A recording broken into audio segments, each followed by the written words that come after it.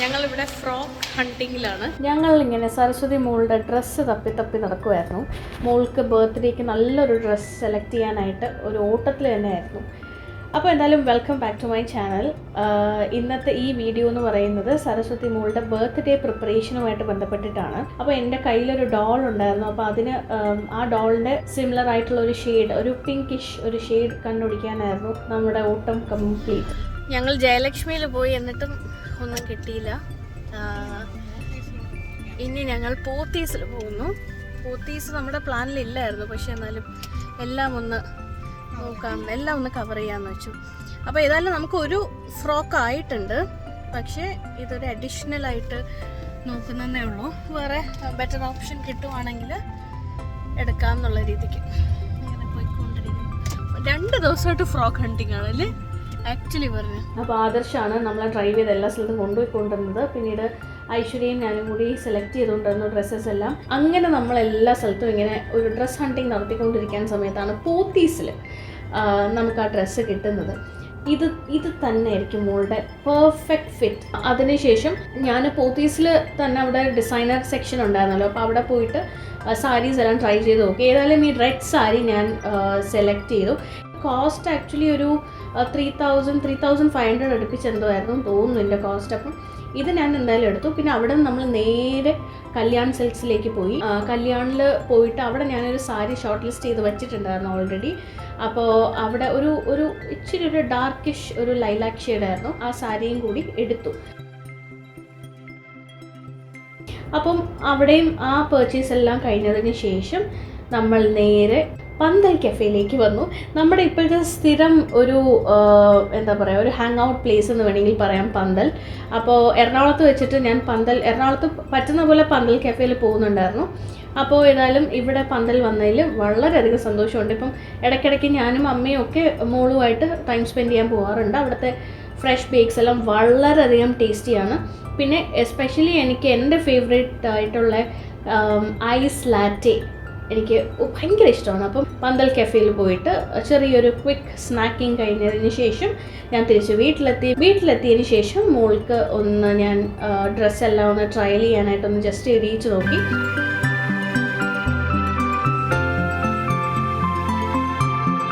Finally ഒരു dress, ഒരു നല്ലൊരു ഫ്രോക്ക് നമുക്ക് കിട്ടി.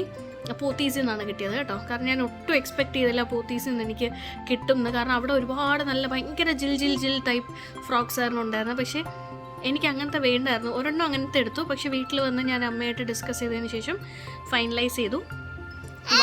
വൈറ്റ് ഫ്രോക്കാണ് ഫൈനലൈസ് ചെയ്തത് അല്ലേ മോളുക്കുട്ടി. അങ്ങനെ അത് കാരണം എനിക്ക് ഒരു ഭയങ്കര റിലീഫുണ്ട്. ഇത്രയും ദിവസം ഞാൻ ഭയങ്കര ടെൻഷനിൽ നടക്കുമായിരുന്നു. അപ്പോൾ എന്തായാലും അതൊരു റിലീഫുണ്ട്. മോള് ഭയങ്കര അമ്മ താഴോട്ട് പോകണോ? അമ്മാമ്മയെ മിസ് ചെയ്യുന്നു. അമ്മാമ്മ ഒന്ന് പുറത്തേക്ക് പോയി. അമ്മ ജസ്റ്റ് ഒന്ന് അമ്മയ്ക്ക് ഷൂട്ടിൻ്റെ ആവശ്യമായിട്ട് ഒന്ന് പുറത്തേക്ക് പോയി. അപ്പോഴത്തേനും ഞാൻ ടി വിയിൽ ഇന്ന് മോളുടെ 4 പിറന്നാളിൻ്റെ വീഡിയോ റിലീസ് ചെയ്തു അമ്മയുടെ യൂട്യൂബ് ചാനലിൽ. അപ്പോൾ അത് കണ്ടിട്ട് ഇങ്ങനെ നോക്കി ആദ്യം ചിരിച്ചുകൊണ്ടിരുന്നു. പിന്നെ പെട്ടെന്ന് വിഷമം വന്ന് കരയുമായിരുന്നു. അമ്മാമ്മയെ കാണാനില്ലാത്തത് കൊണ്ട്, അപ്പോൾ ലക്ഷ്മി അമ്മയെ കാണാത്തത് കൊണ്ട് ഒരു ചെറിയ വിഷമത്തിൽ നടക്കുന്നു മോള്. എന്തായാലും ബാക്കി വിശേഷങ്ങളെല്ലാം ഞാൻ ഇനി കാണിച്ചു തരാം. പറ്റുന്ന പോലെ ഞാൻ വീഡിയോ എടുക്കുന്നുള്ളൂ. ഒരുപാട് സ്ഥലത്ത് വീഡിയോ ഇടാൻ ഭയങ്കര ഹറി ആയിട്ട് ഞാൻ ഇങ്ങനെ ഓടി നടക്കുവാണ് കേട്ടോ. അന്ന് തന്നെ അമ്മയായിട്ട് ഒന്ന് കല്യാൺ സിൽക്സിൽ പോകാമെന്ന് വെച്ചു. അപ്പോൾ അമ്മ ഒരു ഷൂട്ടിന് വേണ്ടി പുറത്ത് പോയിരിക്കുമായിരുന്നു. അപ്പോൾ ഞങ്ങൾ അങ്ങോട്ടേക്ക് വരാമെന്ന് പറഞ്ഞു കല്യാണിൽ. അപ്പോൾ കുറച്ച് ബ്ലൗസ് പീസും ലൈനിങ്ങും ഒക്കെ നോക്കണമായിരുന്നു. അപ്പം അതിന് വേണ്ടി കല്യാണിൽ പോയി. അമ്മ അവിടെ വന്നു. അങ്ങനെ അമ്മയുടെ ഔട്ട്ഫിറ്റും അമ്മയുടെ സാരിയും അവിടെ നിന്ന് തന്നെ സെലക്ട് ചെയ്തു. അപ്പോൾ അമ്മ ആദ്യം 2-3 സാരീസ് ഇങ്ങനെ ട്രയൽ നോക്കി. അപ്പോൾ അതിൽ എനിക്ക് ഭയങ്കര ഇഷ്ടപ്പെട്ടു. അമ്മയുടെ ഒരു നെറ്റിൽ നിറയെ വർക്ക് വരുന്ന ഒരു സാരിയാണ് അമ്മ ചൂസ് ചെയ്തത്. ഭയങ്കര എനിക്ക് ഭയങ്കരമായിട്ട് അത് ഇഷ്ടപ്പെട്ടു. അപ്പോൾ അതെല്ലാം ട്രയൽ ചെയ്തതിന് ശേഷം ആ സാരി സെലക്ട് ചെയ്തു. അങ്ങനെ തൊട്ടടുത്ത ദിവസം ഞാനും മോളും റെഡിയായി നിൽക്കുവാണ്. മോൾക്കൊരു ഹെയർ കട്ട് ചെയ്യാനായിട്ട് പോവുകയാണ് ഫെയറിലേക്ക്. അപ്പോൾ ഞങ്ങൾ ഇതുവരെ മോളെ ഒന്ന് കംപ്ലീറ്റ് ഇങ്ങനെ ഹെഡ് ഷേവ് ഒന്നും ചെയ്തിട്ടില്ല. കാരണം അങ്ങനെ ചെയ്യാൻ നമുക്ക് ഇപ്പോൾ തൽക്കാലം പ്ലാനൊന്നുമില്ല, അങ്ങനെ ഒരു താല്പര്യമില്ല. ഇപ്പം എനിക്കും കുഞ്ഞിലെ ഒന്നും ഹെഡ് ഷേവ് ഒന്നും ചെയ്തിട്ടില്ല. അപ്പോൾ അത് കാരണം മോൾക്കും ഒന്നും ചെയ്യുന്നില്ല. എനിക്കും അങ്ങനെ ചെയ്യണം എന്നില്ല. ഇപ്പോൾ പിള്ളേയും കൊണ്ട് മുടി കട്ട് ചെയ്യാനായിട്ട് ഒരു ചെറിയൊരു ഹെയർ കട്ടിന് വേണ്ടി പോവാണ്. ഫെയറിലെത്തിയതിന് ശേഷം ചെറുതായിട്ട് ഒന്ന് ട്രിം ചെയ്ത് കൊടുക്കുവാണ്. അപ്പോൾ എന്നാലും മോള് ഹാപ്പി, ഒരു ഭയങ്കര ജോളി ആയിട്ടിരിക്കുകയാണ് മോള് ഹാപ്പി.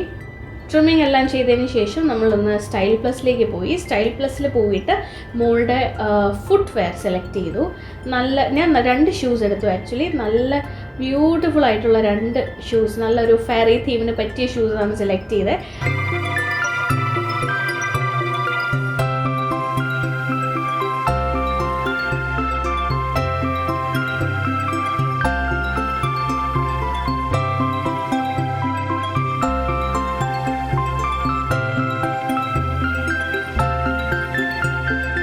എന്തായാലും ഈ ബർത്ത്ഡേ പ്രിപ്പറേഷൻ വ്ളോഗ് ഇവിടെ തീരുന്നു.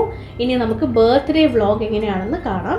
അപ്പോൾ എല്ലാവർക്കും ഇന്നത്തെ വീഡിയോ ഇഷ്ടപ്പെട്ടാൽ ലൈക്ക് ചെയ്യുക, ഷെയർ ചെയ്യുക, കമൻറ്റ് ചെയ്യുക, സബ്സ്ക്രൈബ് ചെയ്യുക. അപ്പോൾ അടുത്ത വീഡിയോയിൽ കാണുന്നവരേക്കും ബൈ, ടേക്ക് കെയർ.